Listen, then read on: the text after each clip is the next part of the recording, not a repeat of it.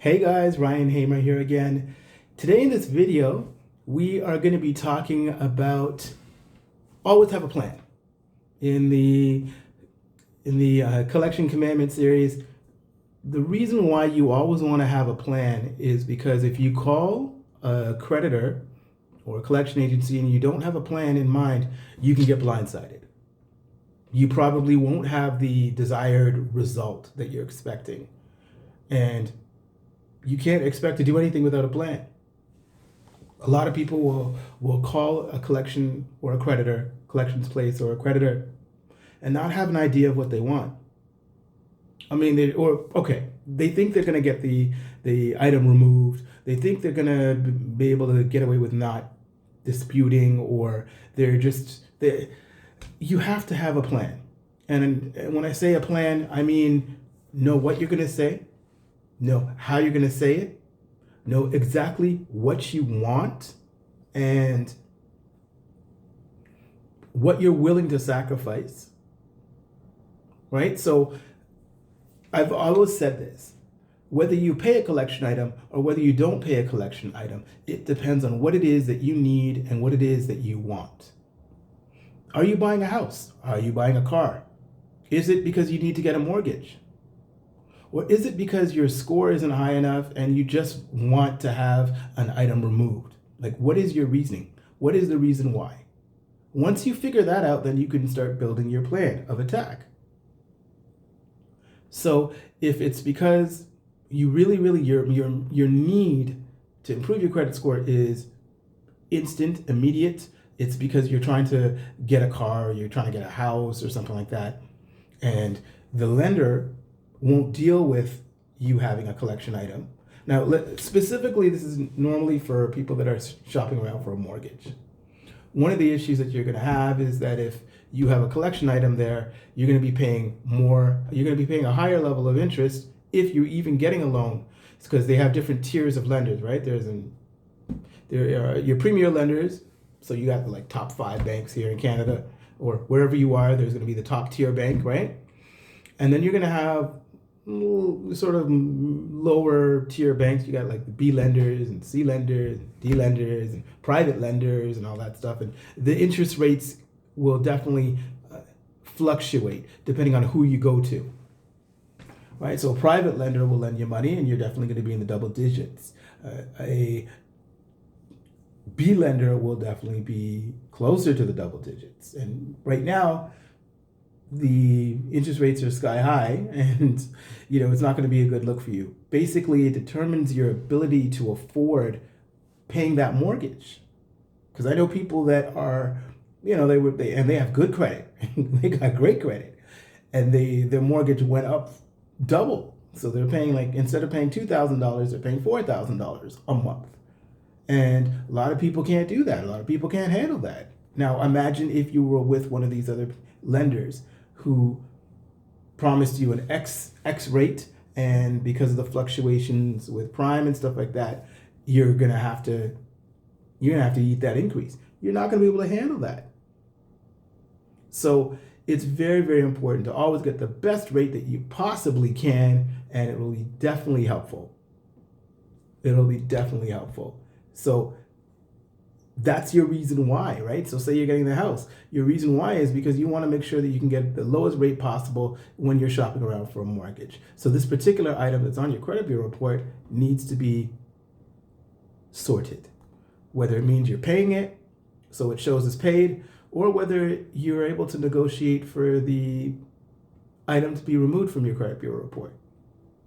Some people have ways of skirting the item on their credit bureau report. I can't speak or get into that because that depends on with whomever you're dealing with at said institution. So let's just focus on your plan.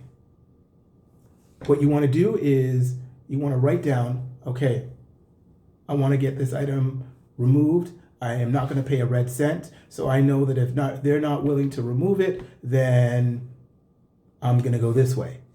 I'm going to request that it be, I'll take the lowest amount of money possible to settle. Then, if I don't want to settle, then, we're going to fight on the phone and I'm going to back out and I'm just going to sit back and let it ride until it drops off. If you don't have the immediate purchases that you're doing, if you really don't care how long it sits on your credit bureau report, then that's fine. Your plan is to go and see whether you can get it off. And then if nothing happens, then you don't really care. But if you do care and you do want it off, then you have to figure out what you're willing to accept. If that means that you're going to pay, then you'll pay. And if you've paid the item without negotiating a pay for delete sort of situation, then what happens is the item is going to stay on your credit bureau report. It's going to update, show as paid, but it will be there for another 6 years. Because once you pay it and the file is updated, then that is a change. So yes, so understanding your plan with respect to making sure that you have all your ducks in a row, and that's the way to go. A lot of times what we do is we get confused when we call a creditor. They might say something that could trigger us and send us down a whole other rabbit hole. But once you know, okay, if it goes this way, then I'll pivot and I'll move this way. If they say this to me, then I'll say that. If they don't want to accept any kind of payment within the range that I'm saying, because listen, as I said, it's going to be, once you pay it, you're making a change to the credit bureau report. They'll send you a release letter, but what's happening is the existing file will be updated, and that will be on your credit bureau report for another 6 years. Yes, another 6 years. So, because you're resetting the clock, essentially. So from the date of last payment, that's how many years you have until it drops off in your credit bureau report. And when we say drops off your credit bureau report, it doesn't mean that you don't owe the debt. It's past 2 years. It just means that they can't sue you for the debt, but they can do all sorts of things to try and collect the debt. And that's why you get some people that, there's a debt that they see on their credit bureau report, and they get frustrated, they get upset, and they call screaming, ranting, and raving. And when they're upset, you say things, when you're upset, you end up saying things that you didn't really mean to say.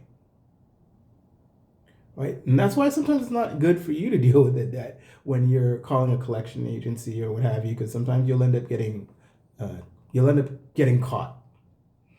Because you'll be angry, like, why don't you pay your debts, Ryan? Why don't you do this? Why don't you do that? And if I'm the kind of person where I don't know what I'm doing, or if I don't know what to say, then I'm going to end up saying the wrong thing. I'll end up saying, well, it's because of this happened. It's because of that. Never tell them that you don't have any money. Never tell them, oh, you're getting money. It's tax time. Maybe I can pay a little or whatever. They want to goad you into making a payment arrangement over X amount of months.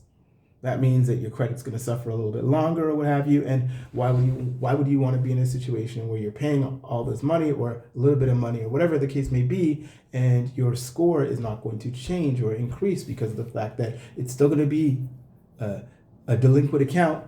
It's still going to show as a delinquent account, and it's going to be there for another 6 years. And even when it drops off, sometimes it still shows. Equifax has updated their graphic user interface, and it shows an item that has even been paid off. It shows it in a different section.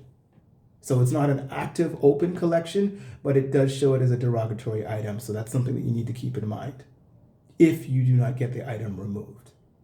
Not every single item can be removed, and that's another thing that you need to be aware of. So sometimes when you're calling a creditor, you might just have to see whether, okay, what's the lowest I can get this item? How far can I knock them down? And there are some things that you can't change. There's no really negotiating with CRA unless you can prove to them that you're worthy of reconsideration of whatever it is that they say that you owe. And that's for a tax preparer, that's for a tax professional, that's for a tax lawyer, and that's for you, even if you're more familiar with your case and you're able to plead your case, say you write a letter of objection or something like that, or what have you, to CRA, and then maybe you get them to reconsider it. There's a lot of stuff going on right now because of COVID, where they're going after everybody. And some people, owe things, and it's not necessarily on their credit bureau report, but they owe, and nobody likes owing, right? So as I said, always try to have a plan so that you can find your way out of the situation. All right, thanks for taking the time to watch this video.